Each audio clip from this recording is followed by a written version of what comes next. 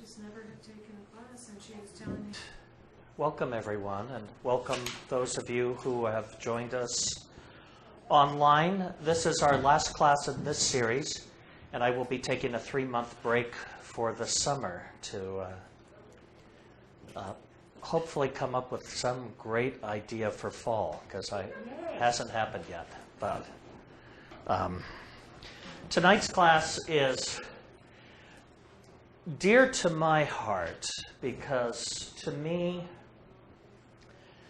this class combines the most important work to some degree that we can do with both astrology and with what we call the process of alchemy.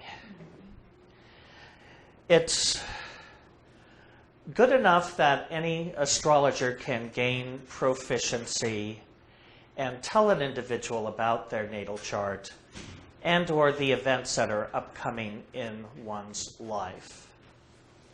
But invariably, especially when one sees bumps in the road in somebody's future, the client will want to know if there is something they can do about it.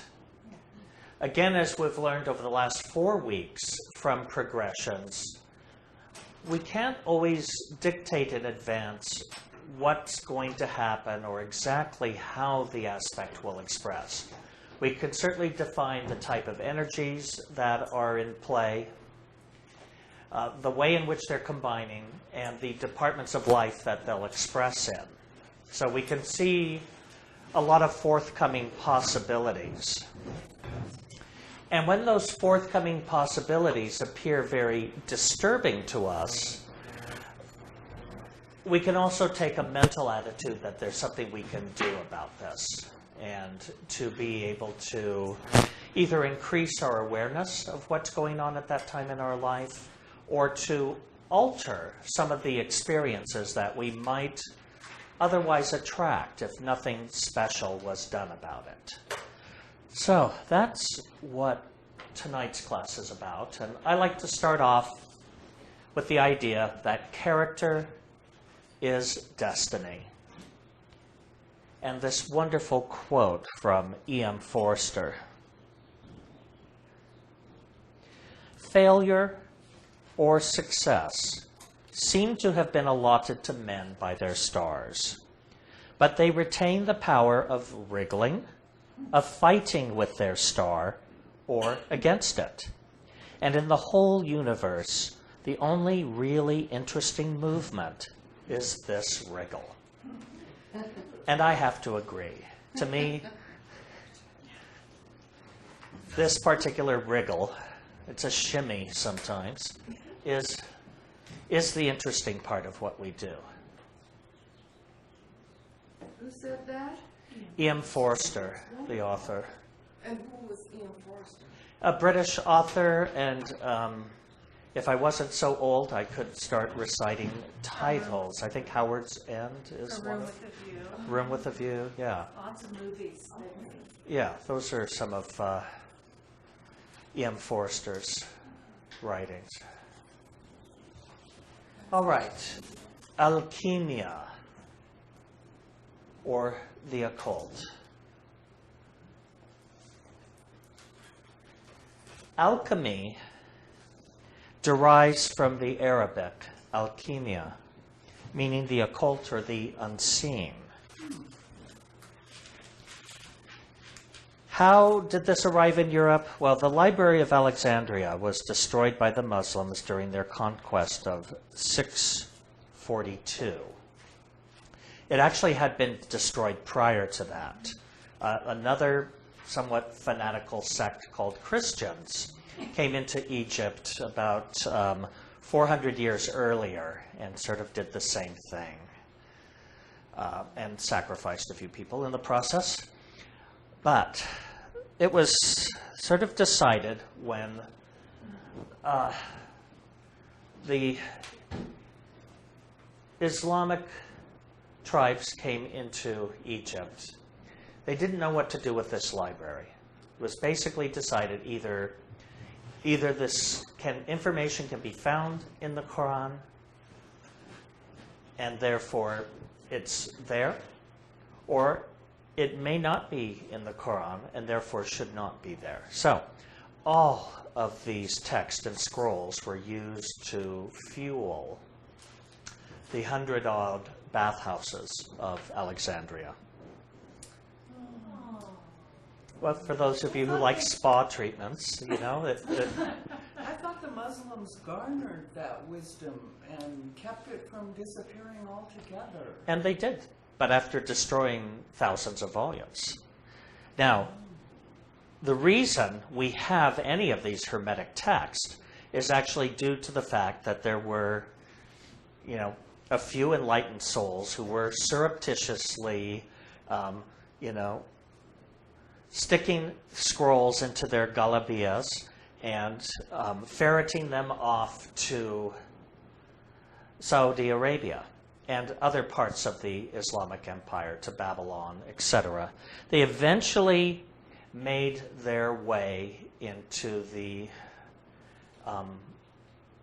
Almohad Caliphates in Spain. And it's from there how this spread to the rest of Europe. Some came in through the other door, the back door, which was into Sicily and into Italy through the Crusades. And there were, again, returning marauders from the Crusades that had access to books and other things, while in the Levant that they were able to also bring back into Europe. Was that Alhambra, the Almohad Caliphate? Mm-hmm. And in that Cordova. other great city, Cordova? Yeah.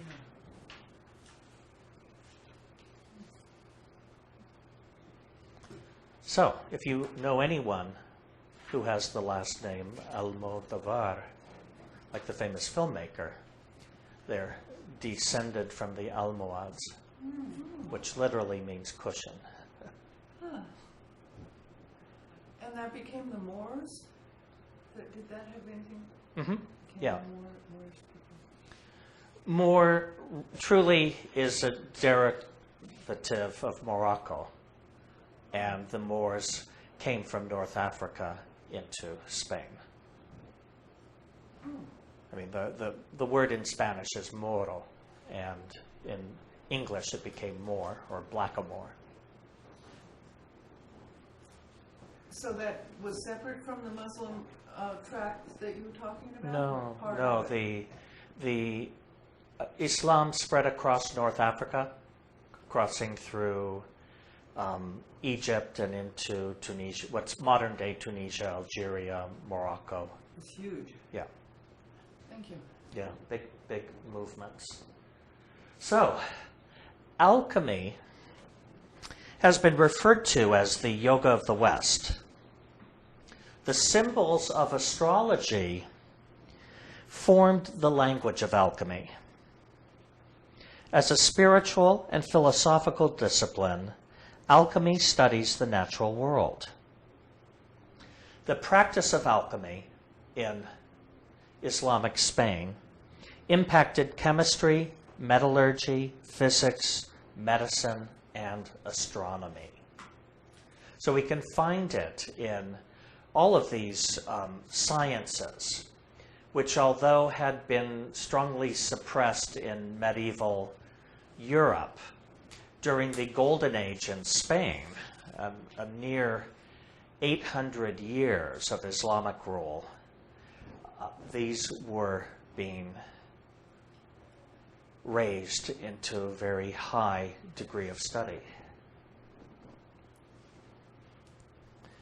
All right, astrology and alchemy.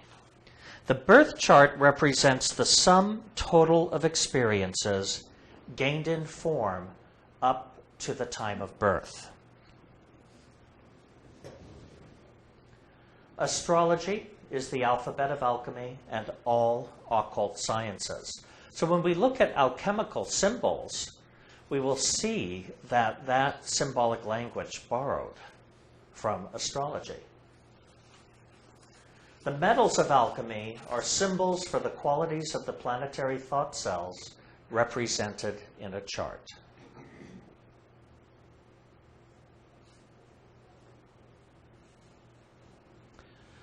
So when we talk about alchemy, we're using, again, a highly symbolic language, and we're using specific metals. These are metals that were well in use in the ancient world, and they became a language symbolism for different life experiences. All right, back to character as destiny. The birth chart is the map of your character. As you alter your character, you alter your destiny. Here's another 20th century astrologer, Isabel Hickey. I love this quote. All anyone can see in a birth chart are tendencies that will become facts if he does not do something to alter them.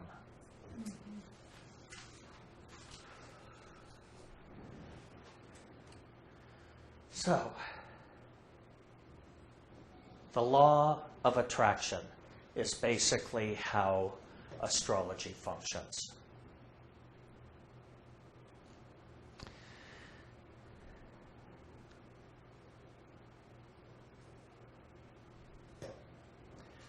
Basically, it functions from the concept that like attracts like.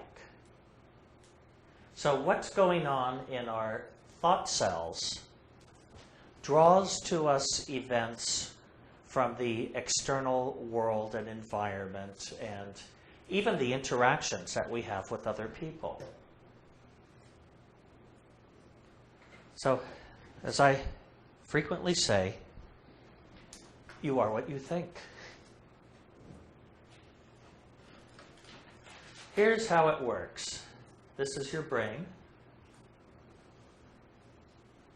But we're not really talking about the brain. That's just a symbol. The thing is, we've not been able to define consciousness. We certainly know that it is seated in the brain, but that it's not necessarily a function of the brain. The brain sort of works as this transformer, so to speak, of consciousness to function within the physical. What happens, as we've been studying over the last 4 weeks, is that progressions create these temporary states of consciousness.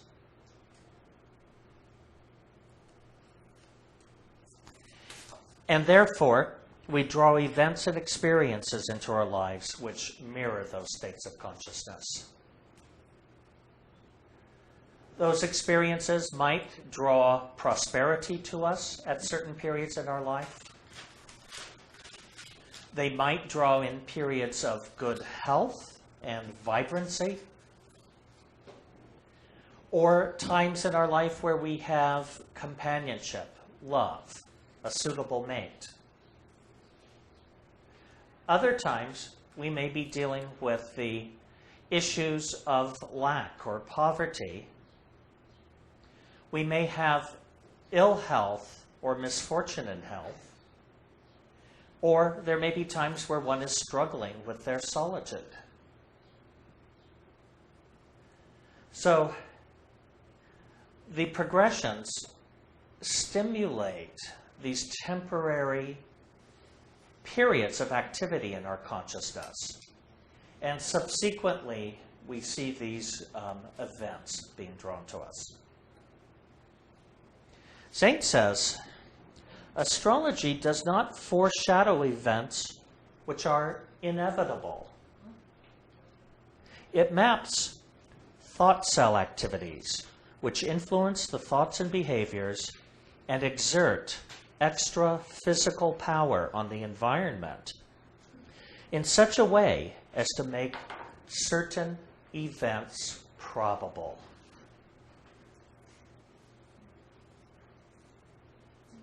Foreshadow or foreshow in the first line? It's the same thing. Foreshow. That's, I said foreshadow, but he actually said foreshow. Oh, thank you. But my dyslexic mind made up another word Literally, more I think familiar they're- to me. They're synonyms. Yeah. Foreshadow is a literary term that does not imply foreboding. It just implies seeing things ahead of time.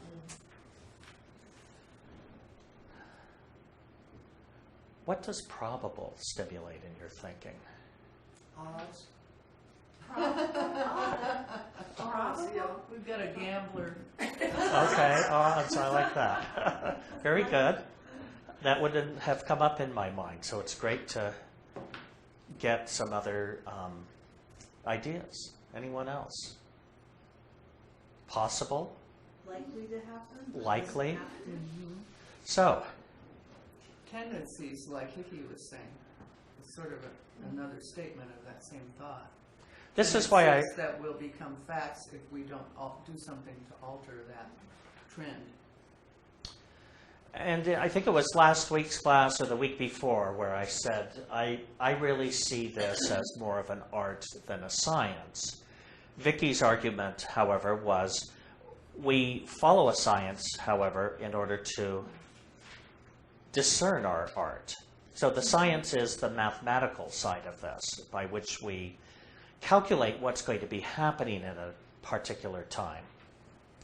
But again, all the astrologer can do is present probabilities to the client.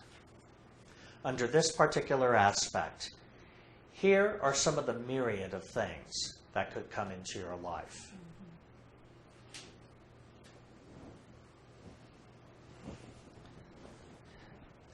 And as I always say,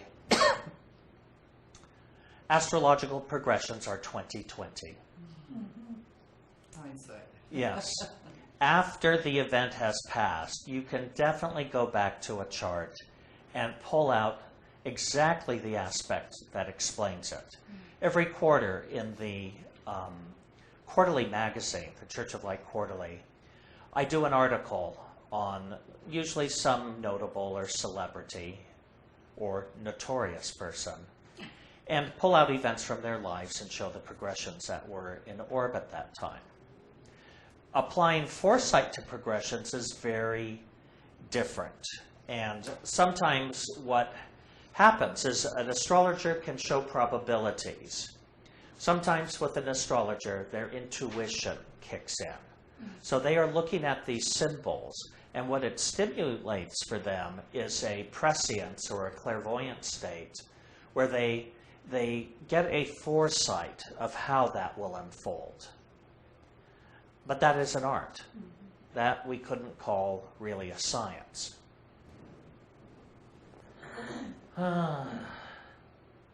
Attracting painful or pleasurable experiences.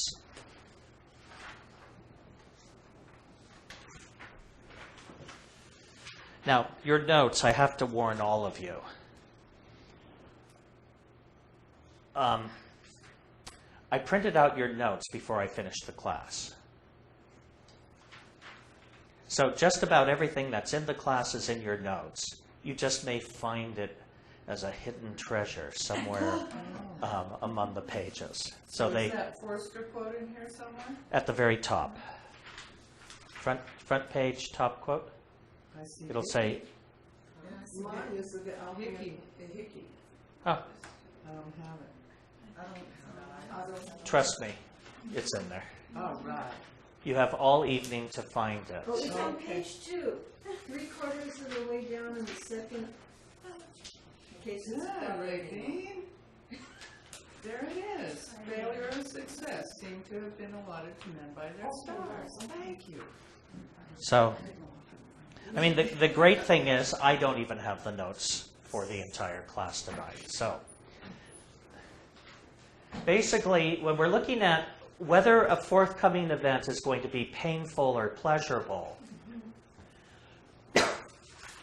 this is what we have to look at. The relative conditioning energy of a planet in the natal chart contributes to its ability to attract pleasurable or painful experiences by progression.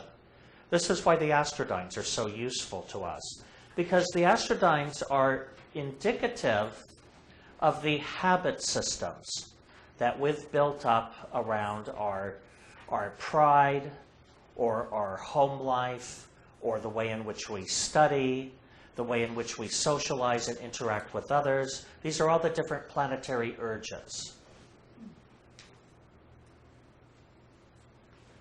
And that's what it looks like. We look to the relative power in the chart, which determines which of these urges is most trained to express itself.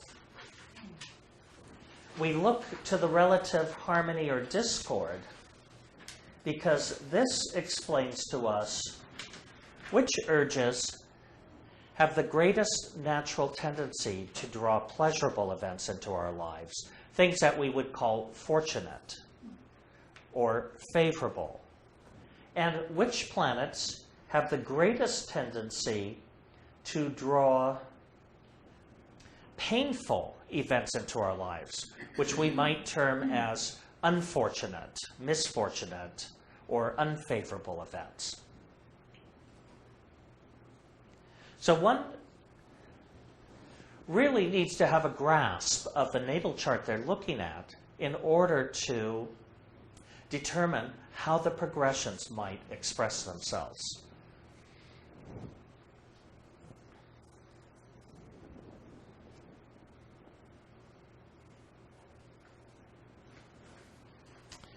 Okay.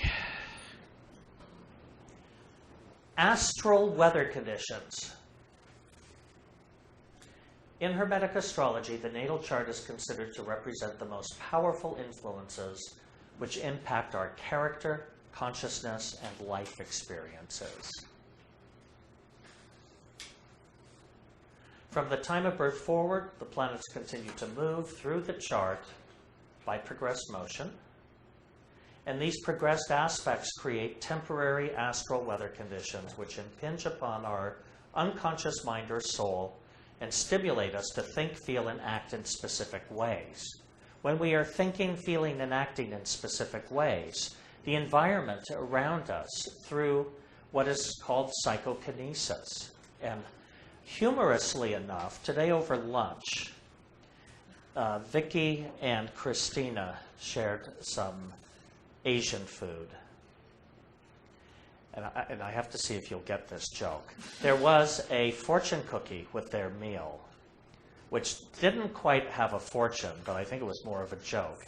And it said, all right, those of you who believe in psychokinesis, raise my hand. You all got it a lot faster than Vicki did. Oh my God. But psychokinesis is basically the ability of the unconscious mind to impinge upon the environment and to attract activities, events, experiences.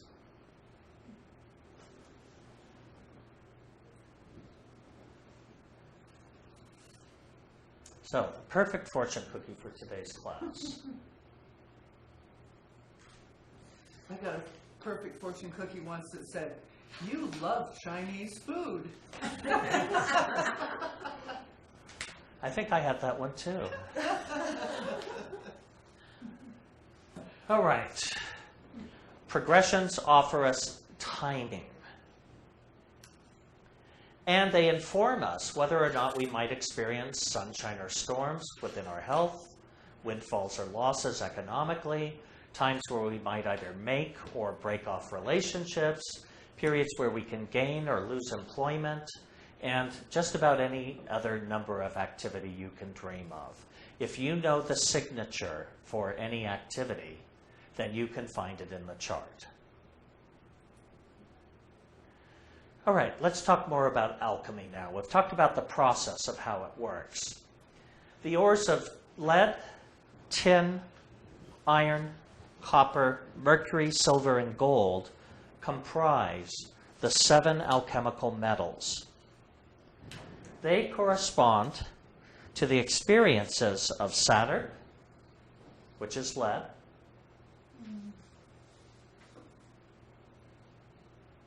tin, which is Jupiter, iron ore, which is Mars,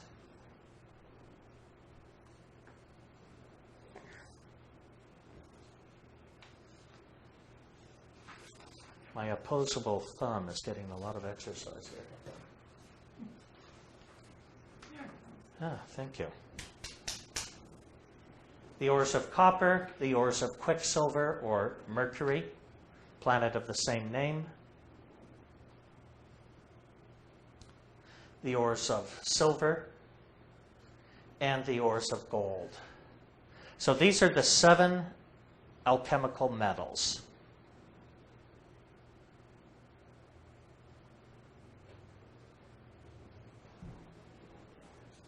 The same one. Saturn, 1, 2. Saturn, Venus. Jupiter, Mars. Venus is copper. Okay. Mercury is the planet of the same name. Silver is the moon, and gold the sun. In the process of alchemy, we work with 2 forms to bring about change. One is called transmutation. The other is called antidotes. Actually, transmutation, has 2 forms, antidotes and conversions.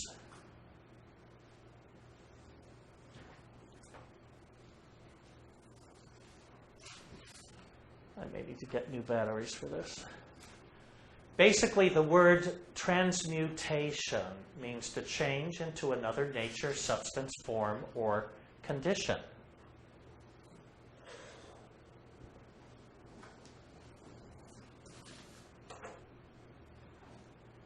Thank you, Paul. That solved my problem. In alchemy, the process is transforming what we call base metals into gold. The base metals are each of these metals we've described, but in their unpurified form. This means the metal contains within it impurities, which in the language of alchemy are called dross. How do you spell that? D-R-E-S-T? D-R-O-S-S. Dross.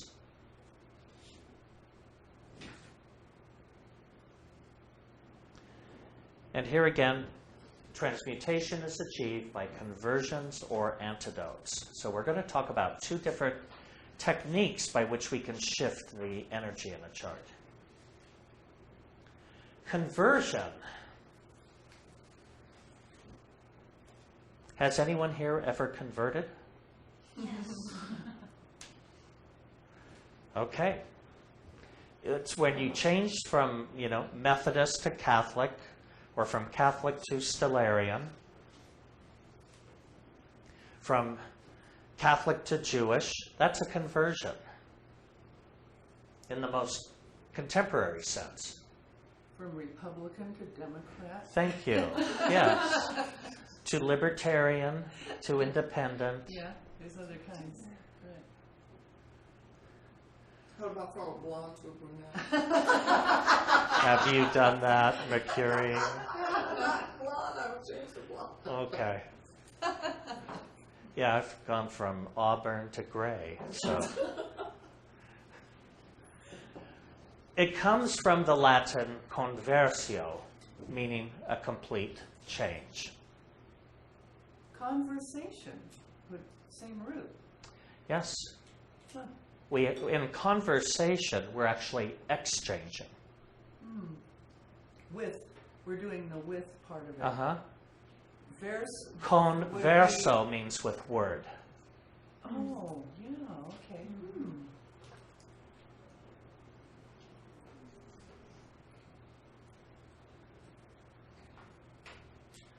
So, the change can be in character, form, or function. And in alchemy, conversion involves reconditioning the feelings associated with the problem metal to express only harmoniously.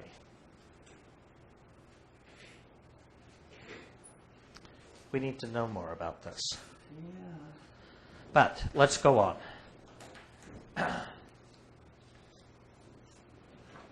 there is another process. I'll tell you, conversion is the deepest, most profound, most successful, most long-lasting technique that you can use for change. However, this does not always work. Because in the process of conversion, you're going in and you are stimulating a particular thought cell, such as Saturn.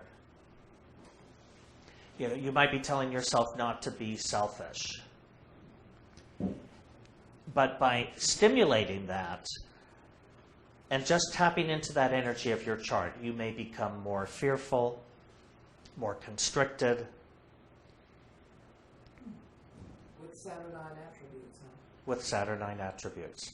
There are certain times where, depending on the psychological makeup of the individual, the process of getting under the hood of the car and working on something sometimes aggravates the problem. So, the other thing we work with is antidotes. From the Latin antidotum and the Greek antidoton, which a dote is a remedy. And anti means against. So an antidote is something that we give as a remedy against a particular cause. So an antidote can be something that prevents or counteracts injurious or unwanted effects. When you get bit by a rattlesnake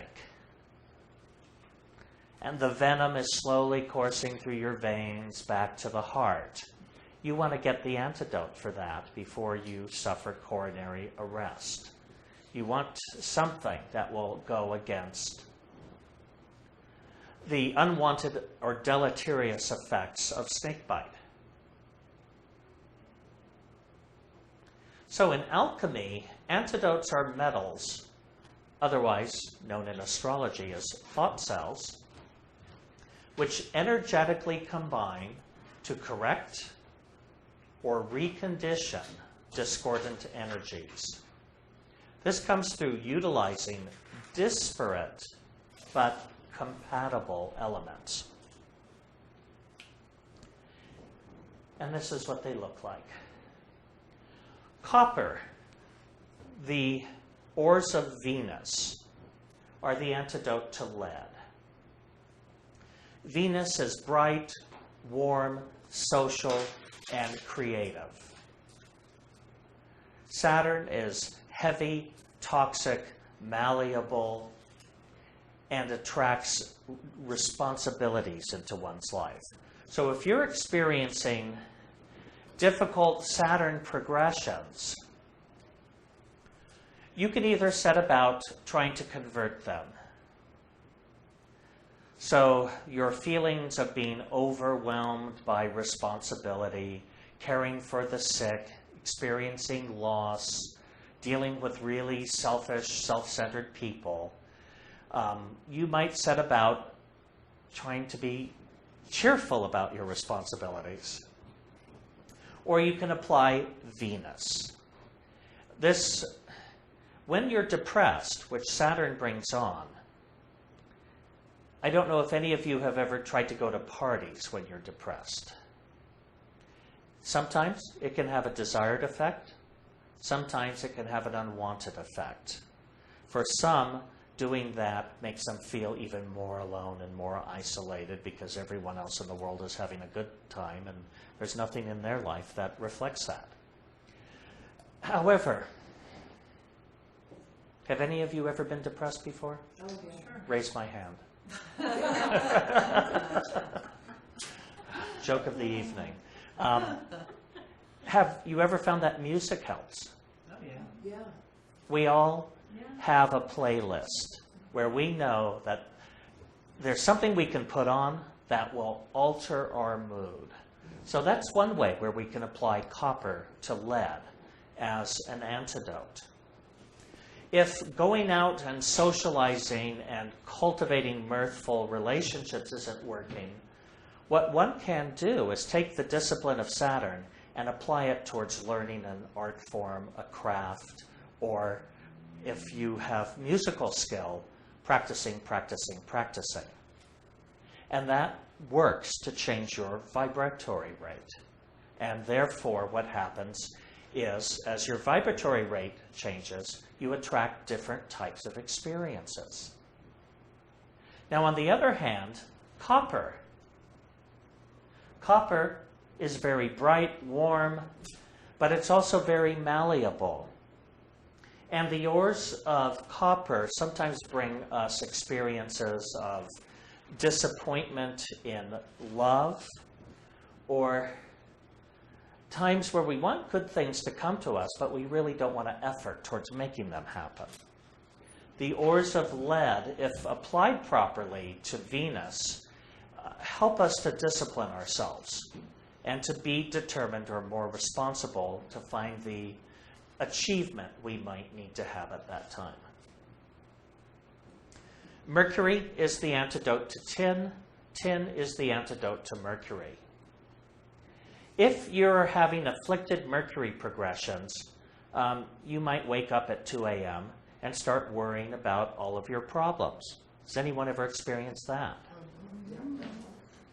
You know, my antidote to that is Jupiter, which is the ores of tin, the religious urges, which may either be prayer or affirmation.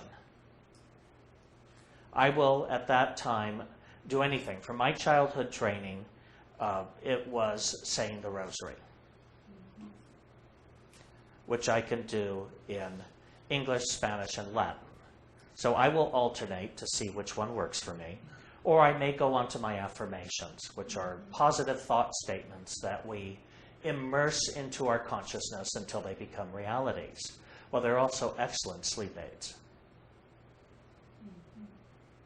If you start repeating them, what happens with Mercury is we develop obsessive thinking. And so what we want to do is shift the mind to obsessing on something good.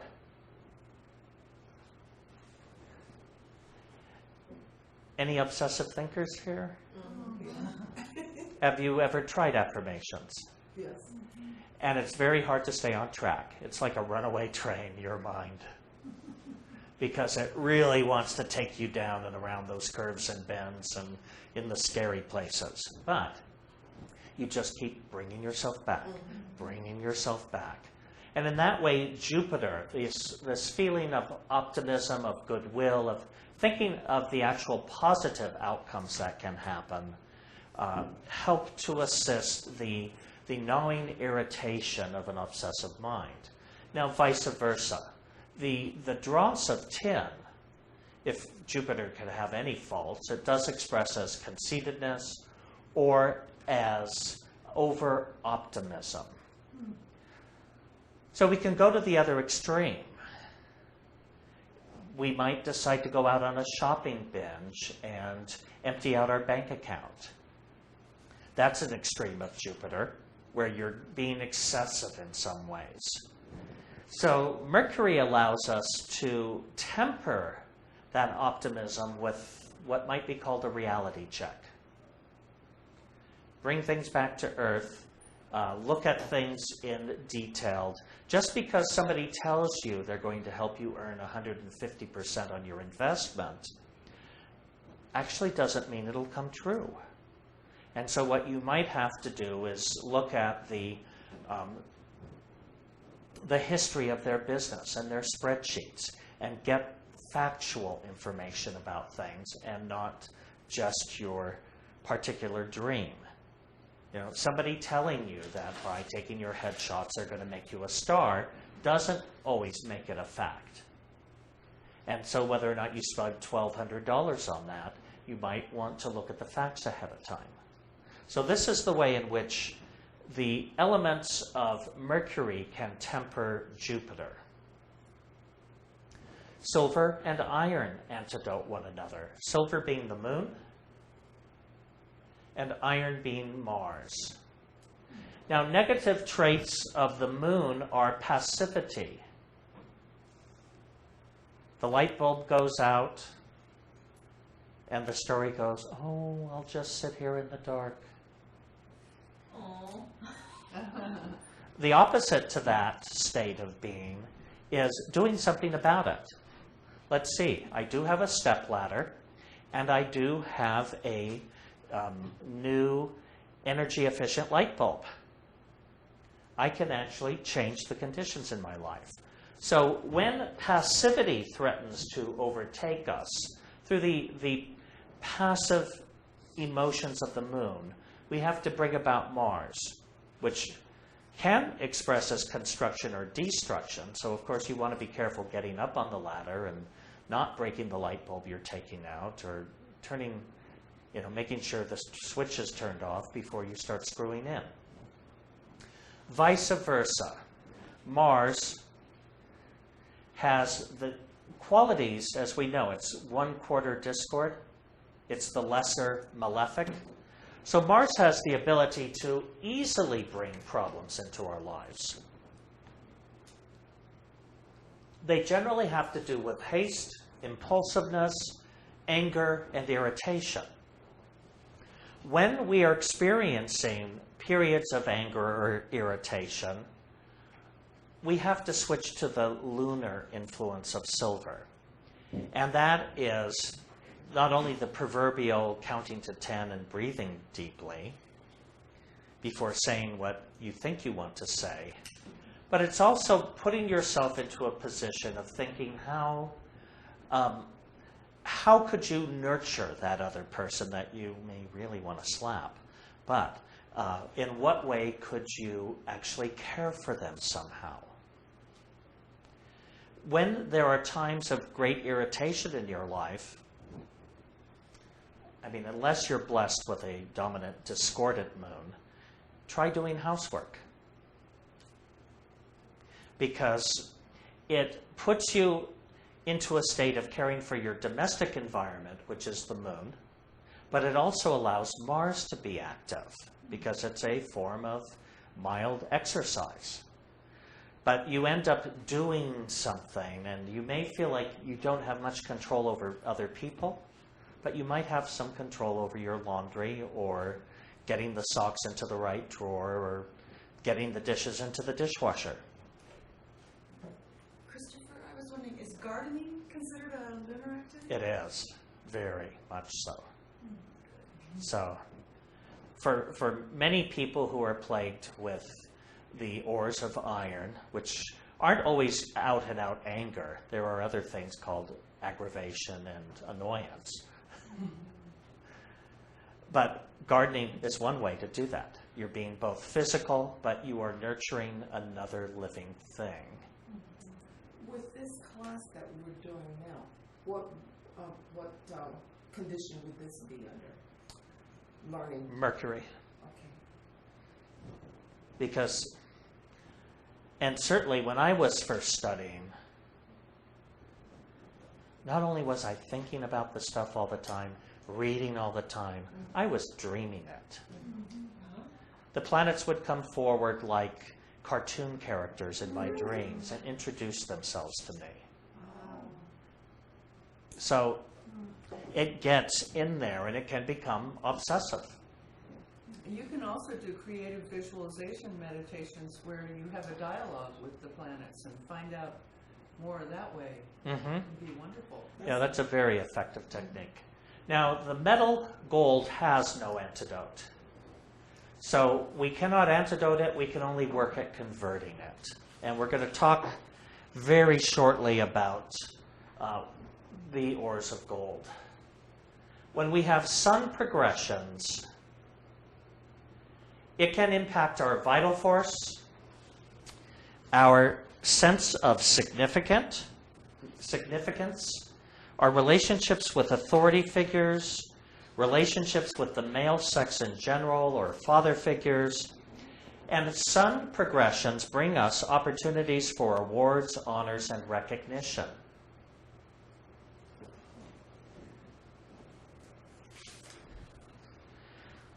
So what that looks like is, if your sun is harmonious, you're going to have leadership opportunities. You're going to feel abundant vitality.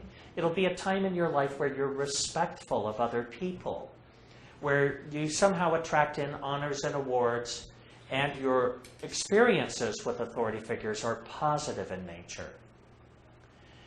Now, if your progressions of the sun are discordant, or if by chance you have a discordant sun in your chart, then what you're dealing with is periods where you could feel very prideful. Why don't people, understand my great value and worth and respect me? Or you could become dictative, egoistic. There could be times in your life where you have a loss of honor or a loss of esteem, or your interactions with authorities are problematic. So what one has to do is just be alert to your life. If you're having anything from the B list going on in your life, chances are, either in your natal chart the sun is discordant, or it's engaged in a discordant progression. We don't have another planet to attach, so all one can do is continue to search out leadership opportunities, do things that add to your physical sense of vitality. Even if others are not being respectful of you, cultivate a habit system of being politic, of having manners, of having protocol, and really work at cultivating positive experiences with the authorities in your life. It's a matter of also feeling good about yourself. And one of the best ways to cultivate harmonious sun thought cells, or what we might call alchemical gold, is in a non-narcissistic manner, being willing to give yourself praise. Always acknowledge when you've done your best at anything you've done, even if it's getting your shoes on that morning, or having poured a cup of coffee without spilling it. You just get into that voice of recognition and praise. Having gotten out of bed if you're depressed. Right. That's a big deal. If you're depressed, look what I can do. That's the sun.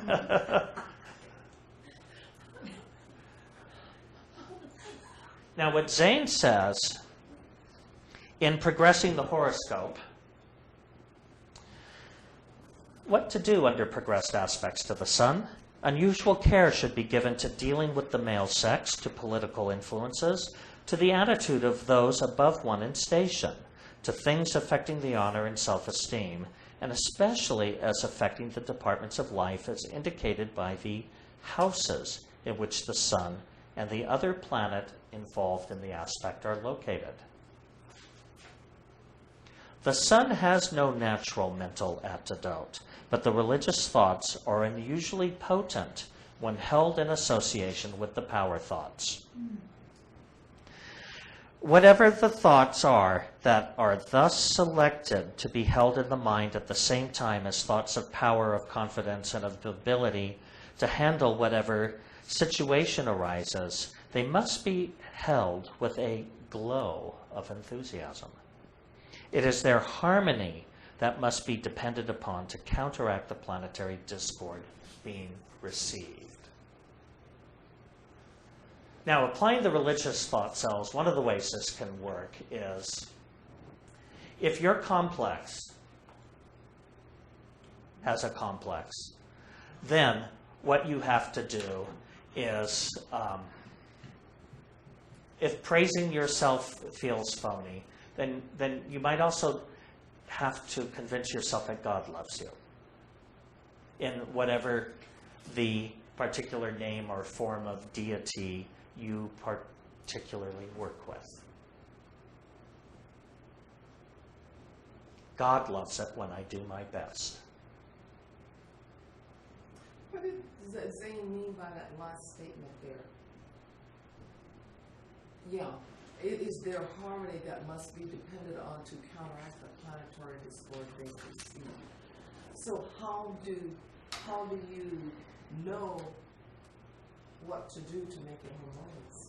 Well, it's part of it that I've worked with for years is becoming sensitive to how I'm feeling in my body. So if I'm working on a positive thought statement or affirmation or something that I'm trying to correct, but I find at the same time I'm feeling off in my body or that I'm feeling some kind of resistance, Right. then that is disharmony. And so something must be done, what is called the glow of enthusiasm.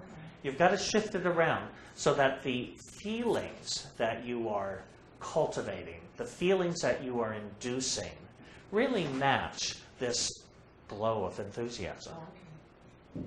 And again, music can help with that. Music has this incredible ability to shift our moods. And finding, again, within whatever the faith or tradition you're most stimulated by, finding devotional music to listen to stimulates Jupiter. And that stimulates innate internal harmony. The other thing is the olfactory nerves of the nose are part of a very ancient nerve center within reptiles and lower life forms. It's sort of like in the game of Monopoly, you know, go directly to gel. The olfactory nerves go directly to the brain and stimulate different areas in the brain, which is why across nations and cultures and religions, incense has been used. So aromatherapy is one way to make shortcuts towards harmony. Find certain scents that make you giddy, that make you glow with enthusiasm. Mm-hmm. And much like your playlist, you also want to have them as well.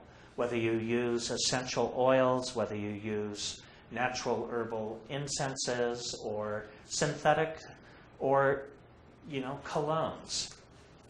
Now, not everyone else is going to resonate as favorably with your personal sense as you might, but in your own private space, this is important to do because it can instantaneously shift your mood. They've even found that olibanum, frankincense, has immediate impacts on consciousness, which is why since ancient Egyptian times they were heading to Ethiopia and bringing trees back to Egypt.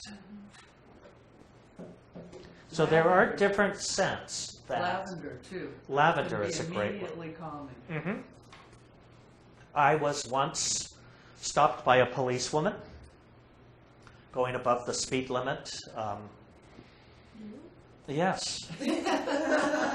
She stepped up to my car and smelled it, and she said, "Oh, did you know you were going above the speed limit?"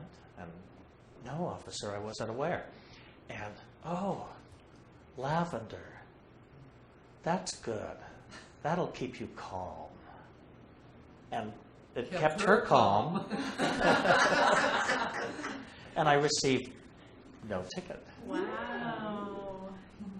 So, Did you have a little spritzer of lavender in the car? I Next to do, your actually. Yeah. What did you do, Christopher? I have a little atomizer bottle. Oh, okay. So, these are ways that we can find rallying forces that help us in this process. Moon progressions. Any progressed aspect of the moon affects our moods, emotional states, our mental attitude, home, family, and domestic life, our everyday affairs, relationships with the female sex in general, and mother figures. So if it's harmonious, chances are you're going to be having positive experiences with home and family. You'll have opportunities in your life to be caring, compassionate, and nurturing. you will have heightened intuition and positive interactions with women. On the other hand, you can be guaranteed, if you're sitting alone in the dark and not changing your light bulb, or in other ways in your life being submissive, impressionable, overly moody, temperamental, having really fluctuating emotions, being fickle, or either a victim or perpetrator of gossip, chances are you're having a moon affliction. And Zane says, under unfavorable progressed aspects involving the moon, the health, contacts with women, relations with the public, the attitude of the mind, and those things indicated by the house position of the moon and the other planet involved in the aspect should receive special attention. How quickly does the moon progress? It progresses about 1 degree every 30 days, every 25 days is probably more exact. So lunar progressions, which we consider much weaker in Hermetic astrology than progressions from the other planets. And as I mentioned last week, the difference is, however, if the moon is dominant in your chart, and or if Cancer is on the cusp of a house that has no other planet in it, you will feel your lunar progressions as they come along. But the answer to your question is any progressed aspect, major progressed aspect of the moon lasts about 50 days. Oh no? Would you rather have a Saturn aspect that goes on for 24 years? So when you speak in relative, it changes things. Yeah. So,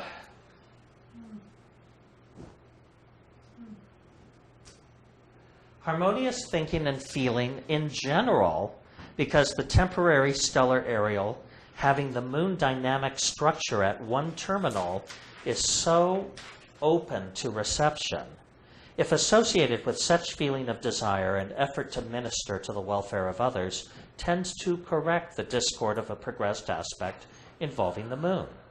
But the most effective thoughts and feelings for this purpose are the aggressive type, ruled by Mars, which are the natural antidote. Feeling a little cranky? Do something about it.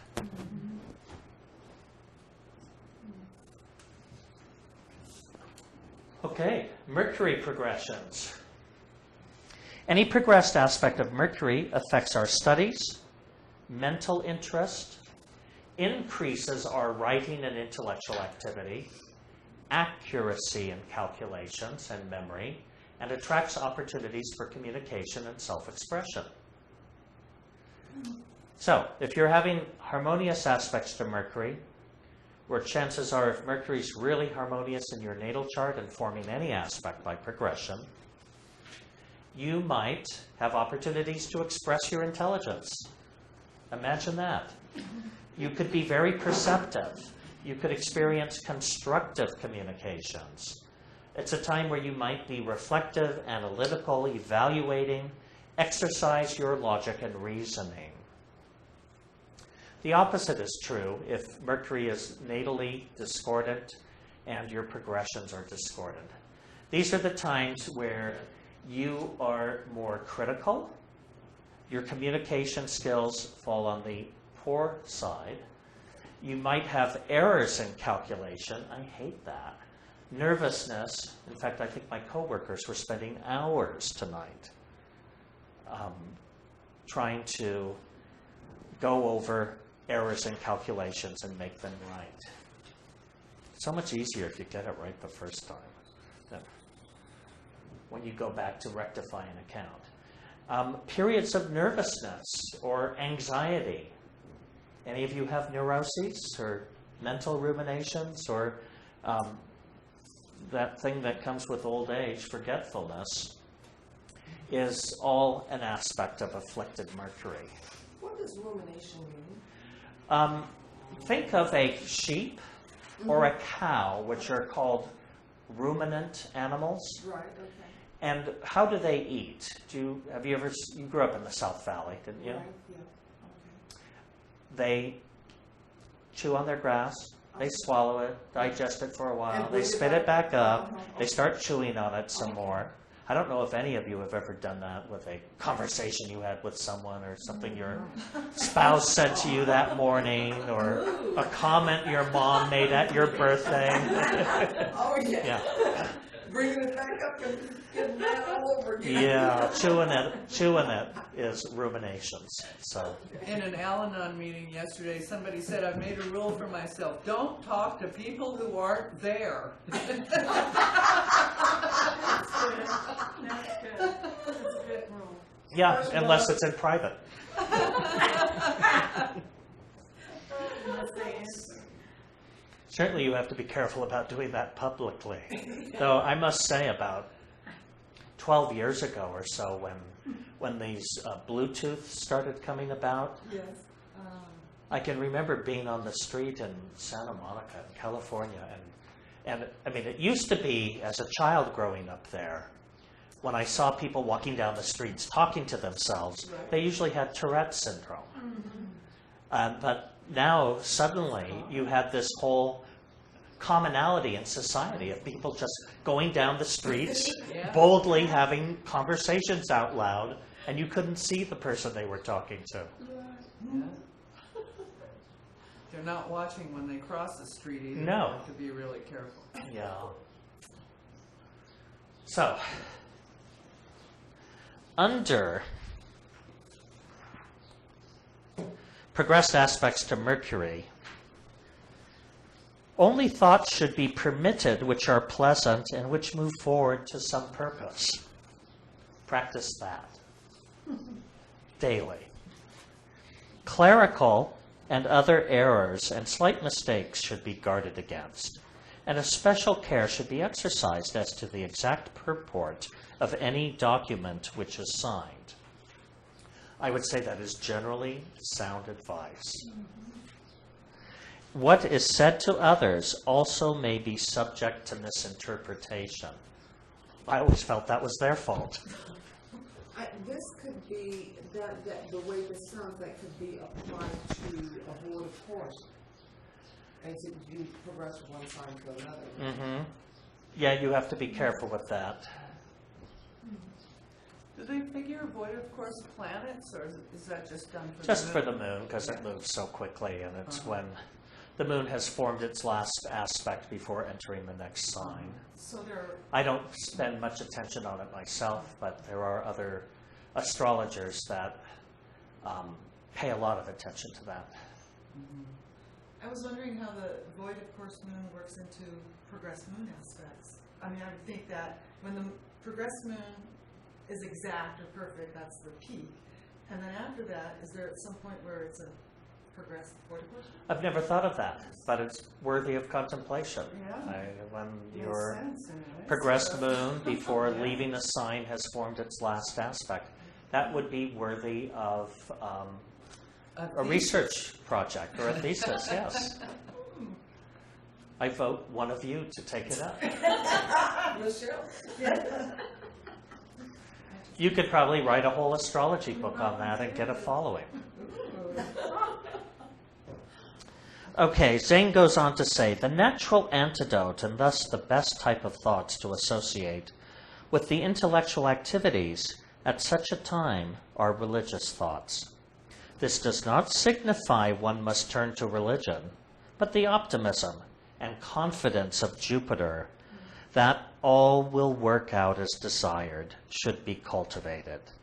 The reliance on a higher power than human intelligence, after human intelligence has done its best, is an attitude which adds harmony to the thought cells influenced by Mercury in the most potent form. I love that sentence. I do too. Especially because it says, after human intelligence has done its best. It's not at all an abdication. It's a adding to to remember to appeal to higher power Right, after yeah, we've right. done our own. And the statements I use in my affirmations are, I lift my finite mind up to infinite mind Oh, in that's order to wonderful. receive answers. Cool.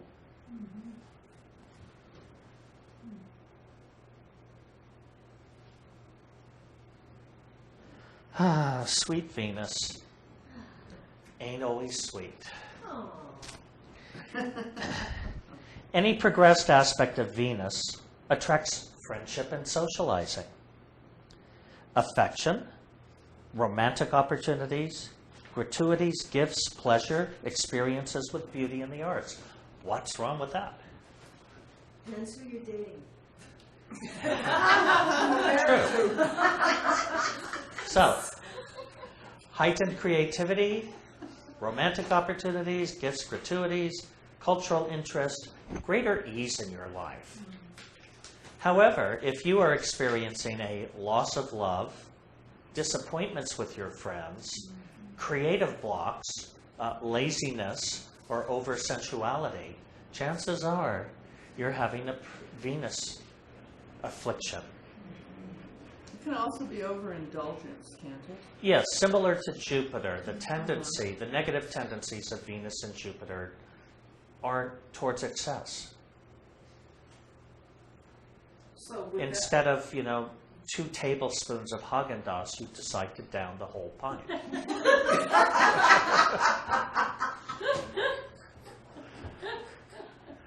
Or the 2-drink minimum. You think that, you're feeling happy at 2, 3's just going to make the world so much better. You sound like someone who's been there, done that. Yeah. And applied Saturn as the antidote. All right. There's applied Saturn. I could never do the whole pint of Haagen-Dazs. That wasn't the problem.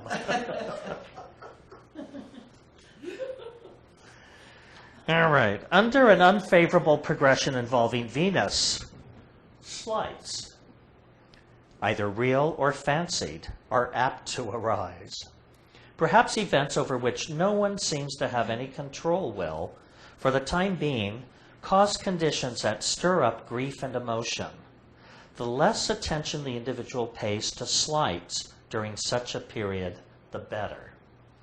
That teaches us not to take things too personally, too, right? Yeah. Because Venus would have a tendency to do that if it's in its unevolved form. Yeah, when it's all about me. Yeah, right. What is it? Snap, the center of the universe? And that seems to me that sometimes where you've taken stuff for so long, and then just one day they just say something, and it's all over again. I'm done. Yeah. I mean, it's the proverbial straw that breaks the camel's That's back. when Saturn comes in. Right. And now I think I want to teach them a lesson. Okay, well, he goes on to say, whether intentional or not, and whether caused by unavoidable conditions or not, the discords of Venus thrive on emotional perturbation. So that Saturn. Right. Something you do privately at home. No. Perturbation. You know the word perturbed. When you're feeling perturbed, perturbation is when you continue stimulating. Sound like masturbation. Yeah.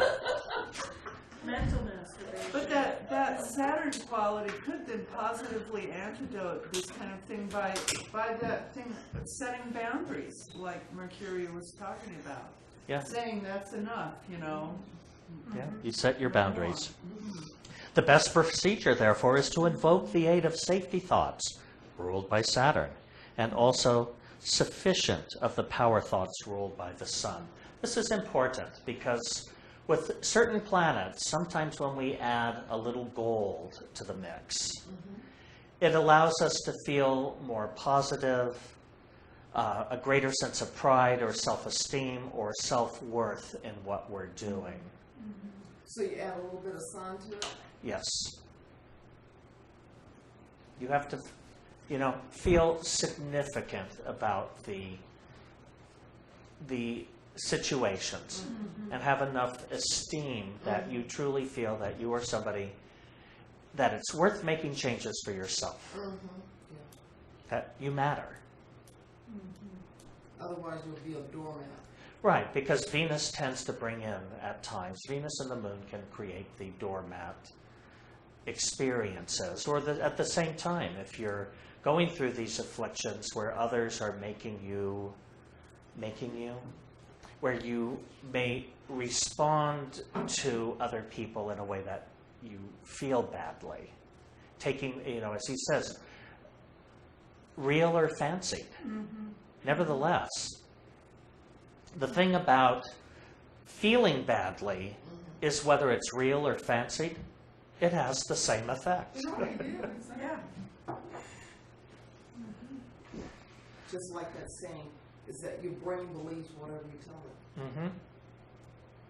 And I use an example. I even have a photo I use in one of my classes. The brain does believe whatever it believes. And I can remember a time 15 years ago when I lived in the house where Paul and Vicky now lived. During the summer months, I would spend until the darkest hours working in my garden. And one night I went out to turn off the well. And in the process of walking there through one of my flower beds, I stepped on what my mind imagined to be a snake. As a child reading the lives of the saints, I always wanted to learn levitation. And I actually experienced it. I rose 3 feet directly up into the air. It happened to be a garden hose, and a non-venomous garden hose. But That's what my an brain... example that they use in the Vedas. The oldest literature known to humanity uses the example of mistaking a rope for a snake and how it can psych you out. Well, you can also mistake a hose for a snake, which they didn't have in the They Vedic. didn't have it. Yeah. Otherwise, they would have used that example. So, the safety thoughts, which give a cold appraisal of circumstances and are under the dominion of reason and quite apart from emotion, are the natural antidote for the social thoughts of Venus. That is, they enter into the social thought cells in the astral body most readily in the formation of a highly beneficial compound. And the realization that the less emotion permitted, the less misfortune will be experienced. It is an easy way to apply these safety thoughts. Pleasure should be felt in this conquest of emotion by cold reason. Sounds a bit Calvinistic to me, but I do think there are probably healthier ways of dealing with this. I had a great Christian mystic teacher who said, human emotions, like a bucket of shit. More you stir it, more it stinks. Okay. That's kind of what this is saying. Yes, but we also, I don't think it's healthy to cut off our emotions No, because too of much course cold, calculating reason. It's the old saying that knowledge lacking goodness leads to self-undoing. So we have to develop wisdom and compassion at the same time, love and wisdom, both. There's also a wonderful saying about muddy waters, let them sit, and they settle and become clear. So that's that thing of not keeping stirring our agitating emotions. Yeah, and I do think it's helpful when you're experiencing slights, real or fancied, to be able to step back and take a cool appraisal of them. Okay, is this really about me? What's the other person experiencing? What are they going through? What did they say? Exactly. Was this done with vindictiveness and malice, or, do they just have a loose mouth? Even if it was done with vindictiveness and malice, it still might be all about them. All right, Mars progressions. Progressions involving Mars expressed through courage, passion, strife, antagonism, and effort. If this is harmonious in your chart, you'll be feeling initiative and energy and passion and courage and in a position to defend other people or what you believe in, or to just take up constructive effort. The positive side of Mars is building up rather than tearing down. It's so easy to do the other, to just want to take a hammer to something. Or someone. Not my words. Okay. Now, if by chance you're going through a period in your life where you're experiencing impulsiveness, lust, anger, strife, destruction, aggression, accidents and injuries, or fevers, you could be under a Mars affliction. And what do we want to do under a progressed aspect to Mars? Haste, impulse, and too great activity should be guarded against. But as Mars is a social planet, the relations with people are even more commonly a source of difficulty. Imagine that. Pains should be taken not to say or do that which causes offense or which will lead to strife, unless it has calmly been decided upon that strife is the only proper course to pursue. There's the rub. Yeah, sometimes we have to be activists and stand up against injustice or wrongdoing, whether it's on a personal level or a social level. How often is that calmly decided upon? Yes. Keep that word in mind. I try to keep it, the pain should be taken not to say or do that which causes offense. Stick your foot in your mouth. Hard for a Sag, but possible. So, the domestic thoughts are the natural antidote, and the best way of applying them is merely to interest oneself as thoroughly as possible in helping those who are weak and in distress. This maternal attitude, or paternal attitude, and the actions springing from it, if sufficiently encouraged, will generate the thought elements which, if pleasure is felt in them, will combine with the aggressive thoughts in the astral body to form a more fortunate compound. The more such thoughts of helping others tend to displace the discordant thoughts of strife, the more favorable the events will be attracted by the progressed aspect. Under Mars inner plane weather, cultivate patience and take it easy. And compassion. It sounds like the way Nurturing compassion and compassion. overcomes, Anger. yes, and what do you call it when two sides are butting heads? Conflict? Yeah, okay. There you go. I mean, the moon aspect would give you empathy, right?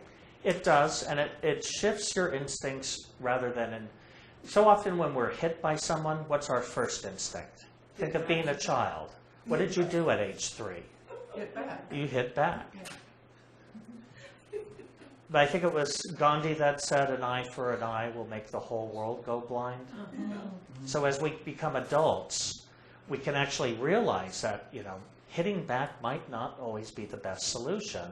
And ultimately, as much as it pains us, nurturing the source of our anguish is the better route to take.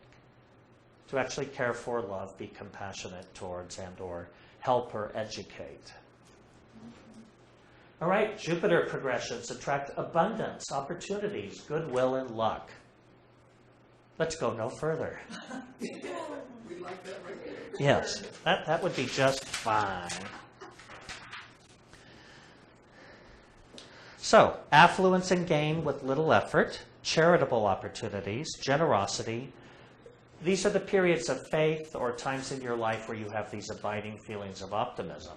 The great thing about Jupiter aspects, they last 11 or 12 years. Oh, we like that long lasting. Yes. Now, Jupiter can be afflicted. It's hard because he's the major benefic, but it can be done.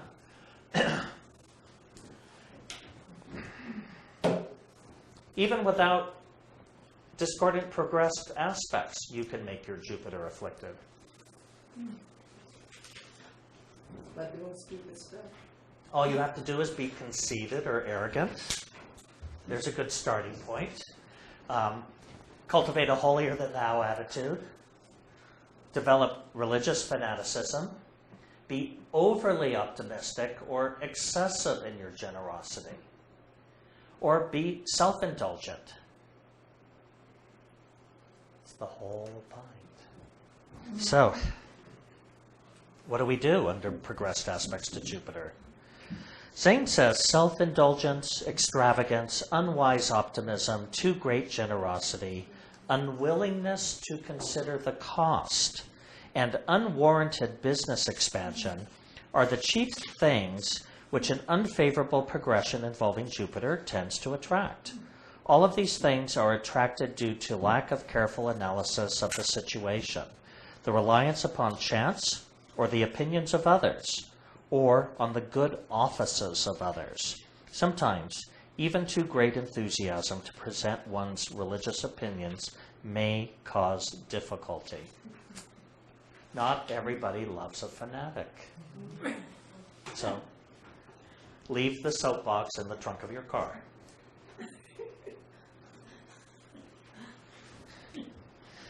But, whatever the discord that a progressed aspect involving Jupiter brings, basically it is due to lack of intelligence.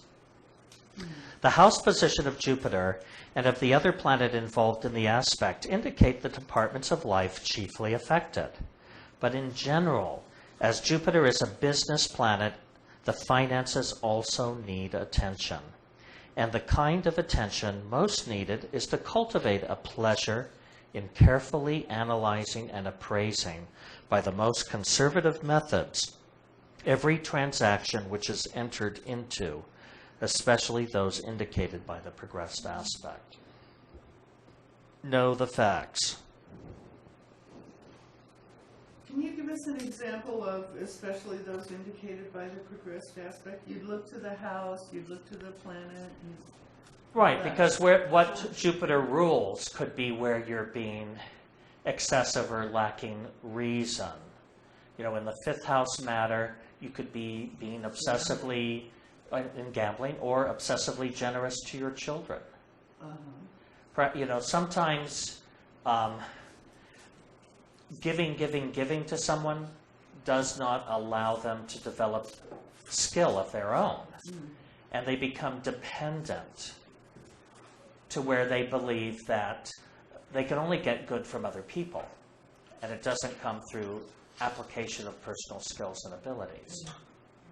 You've all probably known someone like that.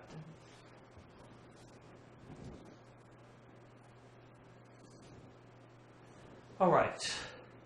Progressions involving Saturn attract lack of resources, restrictions, losses, confinements, sorrow, responsibilities. You know, sometimes there's, in the heavens, in the mundane charts, there are progressed aspects of Saturn, and all of society goes through these experiences, or the majority of society, because there are people who make money and prosper during recessions and depressions. Those who sell short. Or something like that, or bought short and sold long.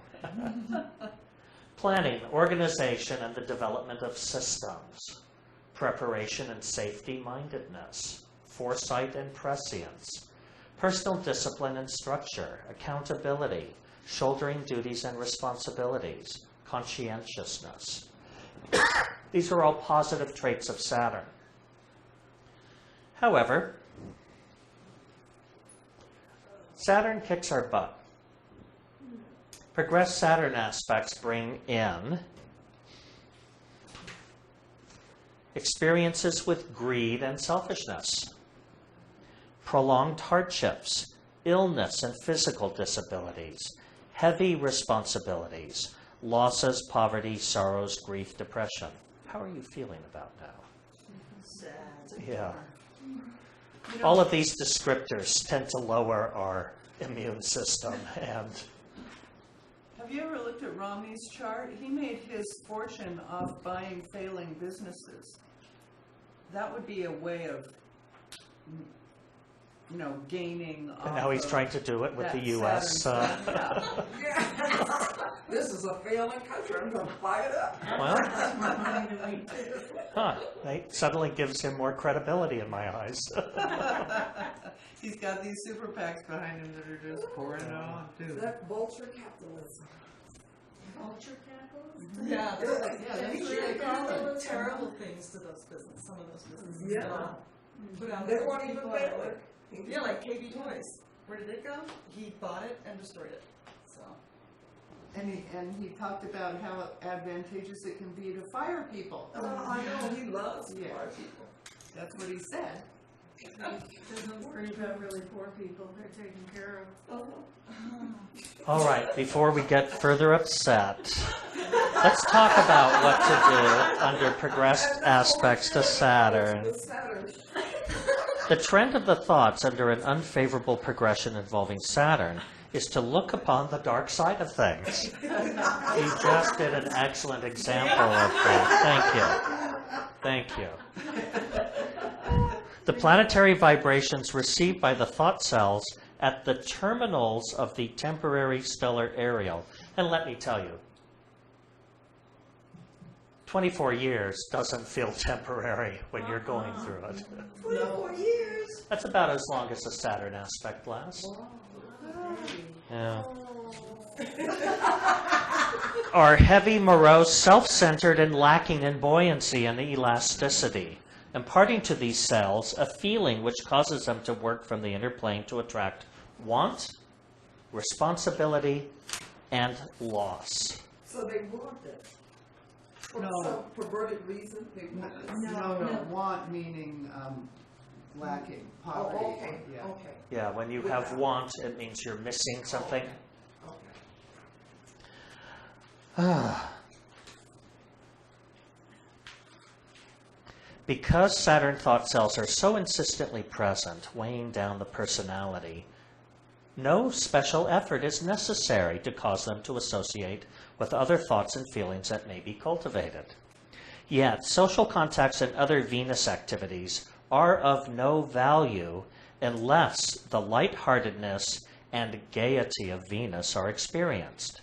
It may require great fortitude when things apparently are going to pieces, and even social slights and financial losses may be in the offing, to mix with people, to dance, sing, go to the movies, make merry, and take joy in music and art. But there is nothing better to drive away the Saturn blues, and nothing better to add happy thought elements to the safety thought compounds in a manner which most readily transforms them into a dynamic stellar compound, which attracts good fortune under Saturn inner plane weather. Keep your chin up and cultivate cheerfulness. Think about it. In the last Great Depression, The Yeah, that would movies be helpful. thrive. the movies thrived. The whole Especially those about Musicals. opulent Oh yeah, think of the lifestyles. Busby Berkeley films, and all of these things that could take you out of your reality and suspend reality for a moment.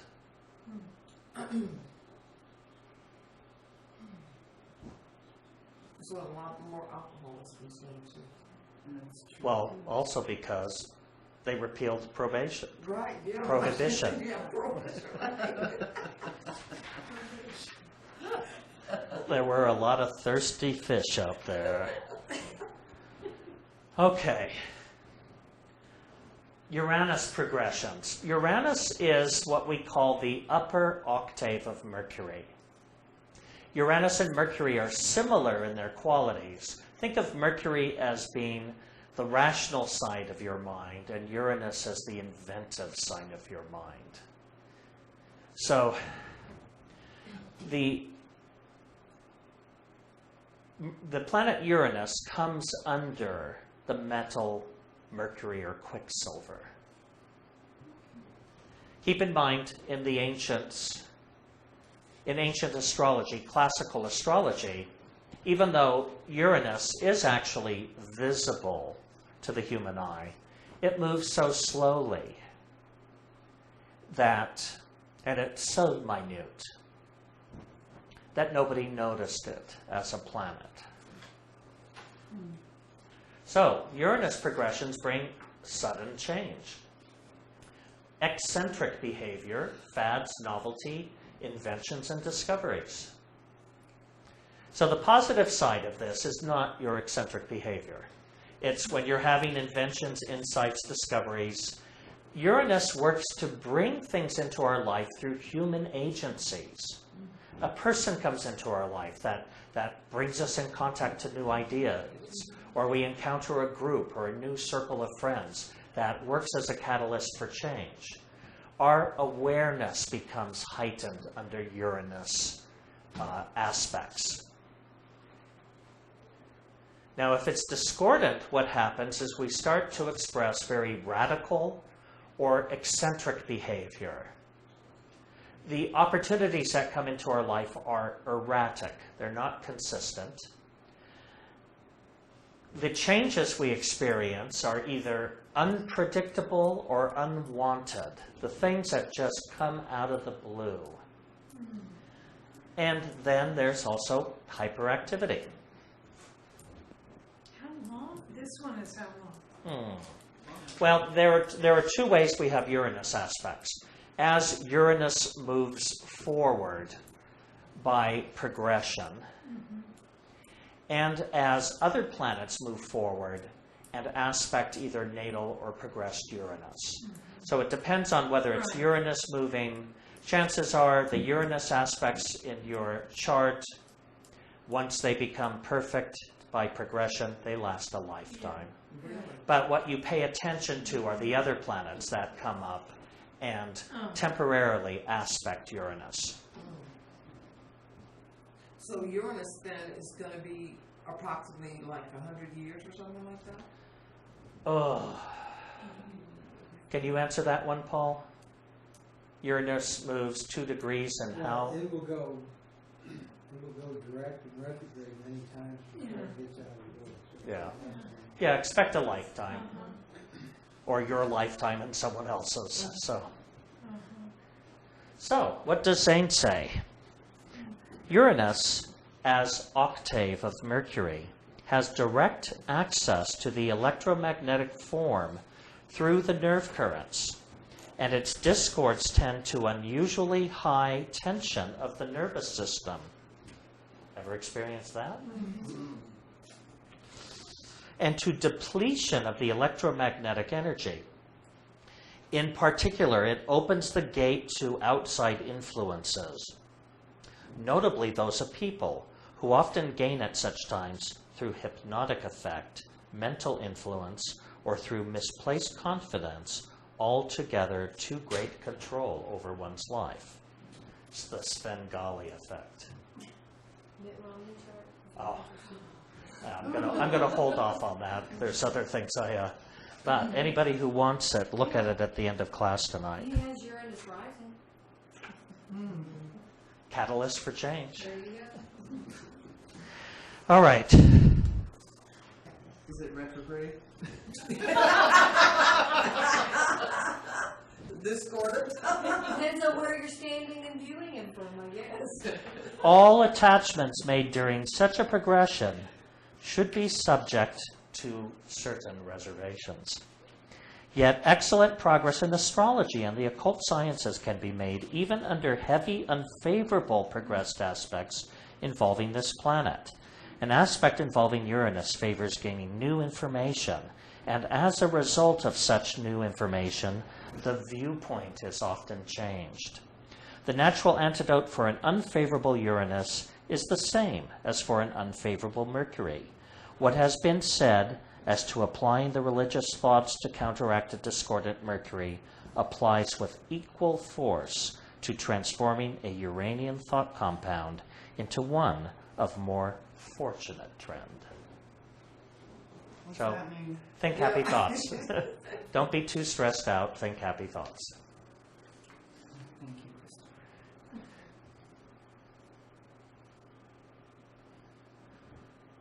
Christopher. Going back, we talked about this last week, that progressed aspects of Venus to Uranus or Venus to Neptune can be very problematic in the relationships they attract.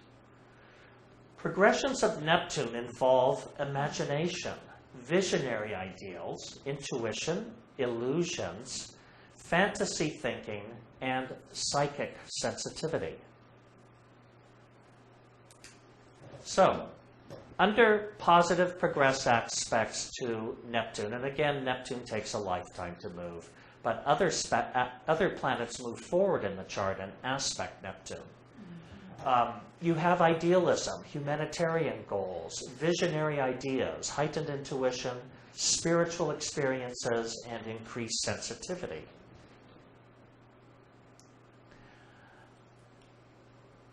And a lot of these are things that are not even easily proven. How does one prove the difference between fantasy thinking and a spiritual experience? Yeah, I see what you're saying. Yeah. You don't always want to tell other people about it. So, discordant Neptune progressions means these are times in your life where you're subject to schemes. You could be suffering under illusions.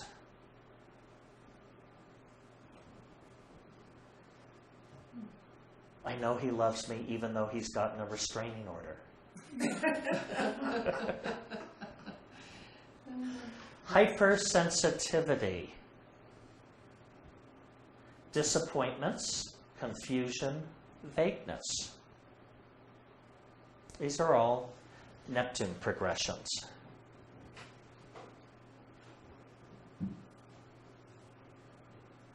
So, what to do? Progressions of Neptune involve imagination, visionary ideals, intuition, illusions. I've said that already. An unfavorable progression involving Neptune requires the same cultivation of the safety thoughts as that prescribed for its octave, Venus. But in addition, because it is so much more negative and sensitive, the power thoughts should receive even more consideration. Courage, stamina, positiveness, and determination are especially required to offset the shrinking sensitiveness and the dreaminess with which the vibrations of Neptune encourage. Such discords tend to attract schemes, which work to the detriment of the individual. Imaginary advantages seem unusually attractive and may lead to loss. On the other hand, imaginary dangers may harass and require adequate power thoughts to banish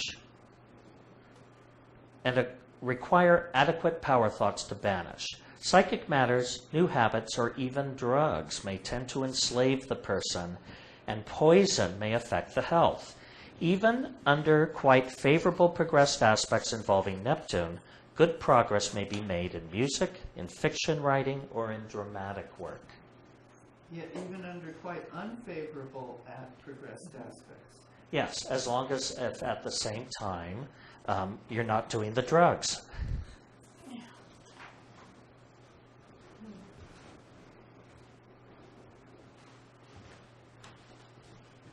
Progressions involving Pluto attract experiences with compulsion, conformity, obsessions, and group influences.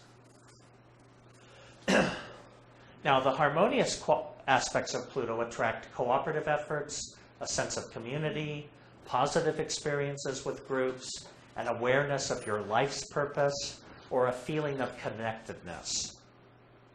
If Pluto is discordant, you can have negative experiences with groups, experiences with compulsion and conformity, obsessions, or mob influences.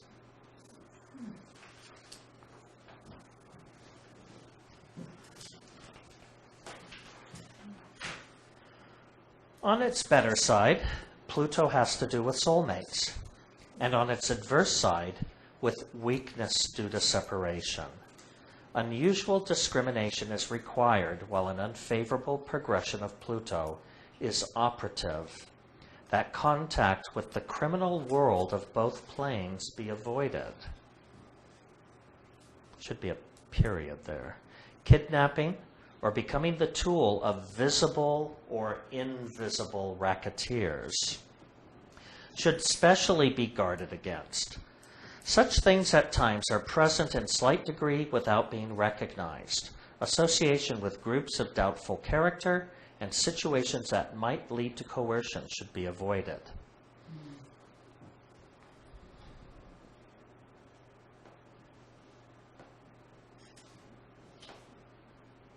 The aggressive thoughts as natural antidotes should be applied under unfavorable progressions involving Pluto in precisely the same manner advocated for an unfavorable progression involving the moon. So, Pluto's higher octave of the moon. the moon. Think of the moon as being home and family, and Pluto being the community, the larger family. Just as within families, you've all been raised by families that may have at some time say, no, we don't do that. Mm-hmm. It's the same with society. Society also wants us to conform because it's more comfortable for the other members of the group. The Japanese have a saying, which is, the nail which sticks up must be beaten down. This is a culture which is, very conducive to a certain amount of conformity. Fitting in, maintaining certain social, cultural standards, behavior is considered highly desirable. We're part of a culture which is the opposite extreme, where individualism is considered to be, above all other things, a desirable trait. And the truth may lie somewhere between those two extremes. So let's talk, we have a few minutes left in this class, let's talk about Shakespeare. There's some ill planet reigns, I must be patient till the heavens look with an aspect more favorable. I like that. Yes. Yeah. It gives the word aspect a double meaning. It does. Yeah. And it truly shows how much astrology permeated earlier cultures. Here are some things to think about as one takes this forward in whether you're talking to family, friends, or actually using this professionally. The astrologer must offer alternative expressions for any aspect. So, your progressed ascendant opposing Saturn in your 8th house can't just be, Death? yeah, oh baby, have you started your funeral planning yet? You have to offer some alternatives, which might be, this could be a good time to get life insurance and or look at, setting up a pension plan or, planning your future retirement, or perhaps this is a period where you want to give attentiveness to your credit. You might even want to frequently check your credit report and make sure that there's no identity theft going on. Mm-hmm.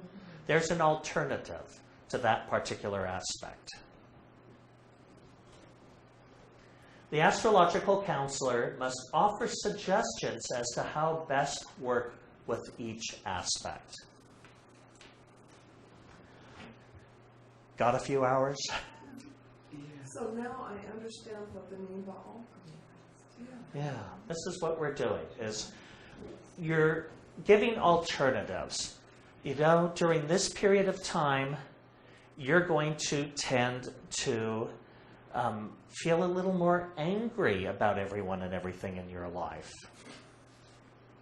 You might consider finding an acupuncturist or body worker, or taking up an exercise regimen, but within not not with extremes, and give somebody a good sense of direction, what they could do with that, and or find a cause that you could be a part of at this time. Maybe you want to donate time to a elder hostel or to a early educational development program, or take up a garden in the public gardens. That's a way of, or going to the Humane Society and taking dogs on walks. Because this is a way where you can express nurturing behavior during this period of time when everyone and everything will tend to piss you off. Might get bitten by one of those dogs, but you never know. Is that what not to tell the client? Yes, that comes under what not to tell the client. The object of the astrologer should be not merely to demonstrate to his client and to the world at large how accurate in every detail his predictions are, but to be of as great assistance as possible to his client and to society as a whole. He should never forget, therefore, that people react markedly to suggestion. In fact, a positive statement made by a determined mind builds a thought form in the astral, which works from the inner plane to make the statement a reality. This power of suggestion, consequently, and the will of the astrologer to bring constructive events to pass, may be made of great benefit. On the other hand, it may be made a force of great destructive power. The astrologer who predicts the death of an individual at a certain time, if the individual is aware of the prediction, may through suggestion contribute to the death. And even when the individual is unaware of the prediction, the thought form started by the astrologer and added to by others who believe the astrologer's prediction will be fulfilled may be an active agent towards causing tragedy. Frightening people is iniquitous because their fear attracts to them disasters that otherwise never would befall. Iniquitous. That's a good one, What's isn't it it? mean? Iniquitous. What's that? Den of iniquity. The den of iniquity. Iniquitous is dredging up evil. I do not believe the astrologer ever is justified in lying to his client, but it is within his professional jurisdiction how much of what he discerns he will tell. And in what he does tell his client, he has the opportunity and should use it to impart advice and information in such a manner that the suggestive power and the thought power of his words shall be constructive and of assistance. The psychological effect of delineations and predictions should always be well weighed in connection with the temperament and probable reaction of those to whom made before they are given. That's a lot of work, but nevertheless, you have to have a guardian at the gate. That reminds me of that wise saying that I will never forget, that the human mind is 100% suggestible. Even if people reject the suggestion, they've heard it, they've taken it in, it's affected them. So we need to be super responsible about the suggestions that we lay forth. I just got a call last week from a client who I had spoken to in January. And I said, well, come March 25th, this is a woman who's 77. She had natal Mars in the 8th house, which moved up to conjunct natal Uranus in the 10th house. And back in January, I said, come this period of time and lasting for these 4 years, because it's a Mars aspect, you have to watch your health and well-being. You are prone to accident, injury, and you might actually start to do some really unconventional or daredevil behavior. I get a call, and she says, well, I wanted to talk to you about something we discussed back in January. Come March 25th, I started riding motorcycles. How old is she? God, 77? And I said, please wear a helmet and, protective gear. I wasn't going to tell this woman who had lived a Capricorn life her entire life to stop living. Right. And she said to me, if I were to die during this, it would be okay, having watched my husband and daughter both die of cancer. I would welcome this, doing something that I so love and feel so alive. And I said, well, as long as you're prepared with that attitude, I'm not going to discourage you from doing it, but I have to advise you to at least do it with the greatest amount of safety you can muster at this time. So, Interesting she called you. She was concerned enough about that. yeah, to get a helmet. Yeah. And to call you. Mm-hmm. Maybe she wanted permission to be Right. a daredevil. And the thing is, again, our goal isn't to, wow people with what we can tell them about what's coming up, but it's to be as helpful to them as possible through the process. It's not about the accuracy of the prediction, but can you monitor someone and their behavior in a way where what they do is actually constructive to their life experience rather than destructive? And I'm somebody who doesn't believe that the end of life is really a problem. But this is somebody who was getting a lot of flack from her children because this behavior, imagine, it's a Uranus aspect.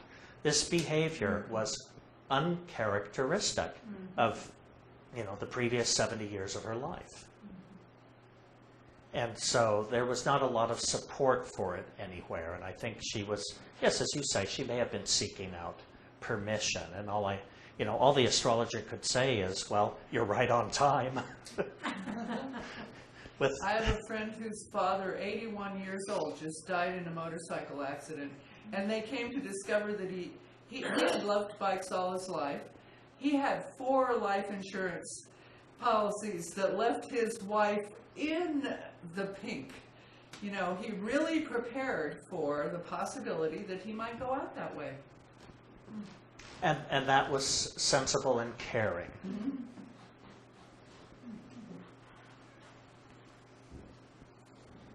All right. We have a couple minutes left. Basically, you're going to do this as home with your homework, and you can take the next 3 months to do this if you want.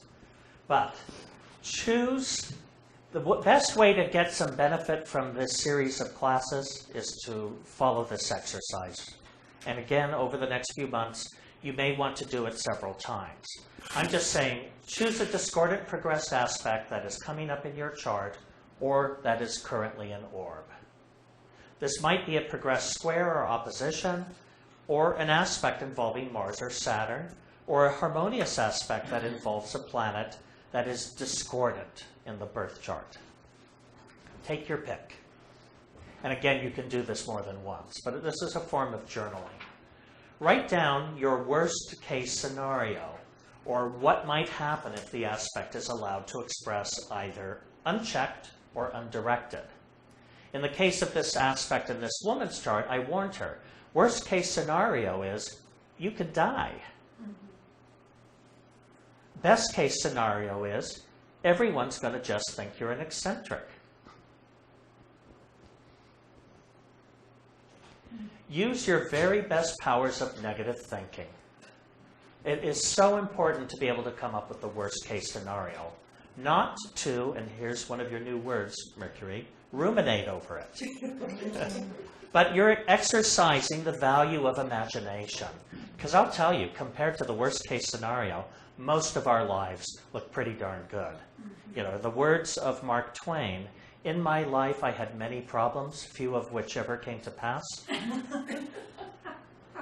So, you've done your worst case scenario. Now write down your best case scenario. Or that should be what, not white. What might happen if the planets and houses involved expressed only their best energies available? Yes. What? Looks like white, but assuming that the best possible outcomes could arise during this window of opportunity, write down a realizable goal you might like to accomplish while this aspect is in orb. Again, Laura, goes back to the power of suggestion. Is it a snake or a rope? If it's a rope, do macrame. Using antidotes or conversion, write down the mental attitudes that you might cultivate for the best possible results while this aspect is in orb. Write down what action steps you can take to help bring about the most constructive outcome to this aspect. Write down what resources, persons, services, skills, etc. might be available in your environment during the period that this aspect is in orb. So you look to the houses and everything for that information? You draw your vocabulary from those lists that you got in beginning astrology. Cool. Now write an affirmation or positive thought statement that builds an expectation for your desired outcome. Use keywords associated with the planets and houses involved in the progressed aspect. Repeat this process over the next few months with other aspects that are entering orb. Create a personal journal or workbook. That's the best really rich. gift I can give you to work with this. Wonderful. Just to give you an example in my personal life, I don't normally like to talk about my personal chart, but we have 3 minutes. Back in around 1985, my progressed Mars moved into conjunction with my natal Saturn in my 8th house. My worst case scenario at that time was I could die. And so I thought, okay, is that the outcome I want? Or would I like something else to happen? So I started drawing on my resources. 8th house also has to do with taxes. It has to do with credit. It has to do with long-term financial planning. And it has to do with preparations for one's death.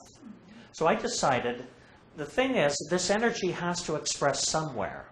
However, you can build the forms or the molds, much like pouring concrete, that you want it to fill out. So during that period of time, I established credit. I didn't own a credit card prior to that. I established credit. I set about getting a life insurance policy.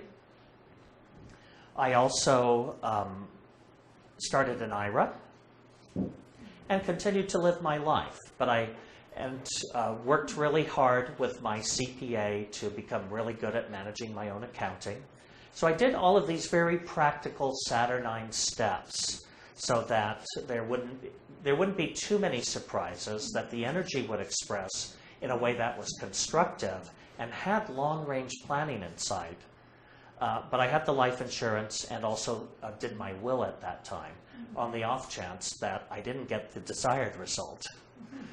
And the worst case scenario happened. During the 4 years, and again, Mars aspects last a long time, there were 2 flights I took in Mexico that unique things happened. One hit something while landing in the airport in Oaxaca. Another took off from Mexico City, heading towards Merida, and next thing we knew, in a couple of hours, we were back in Mexico City, being deboarded and boarded onto another plane.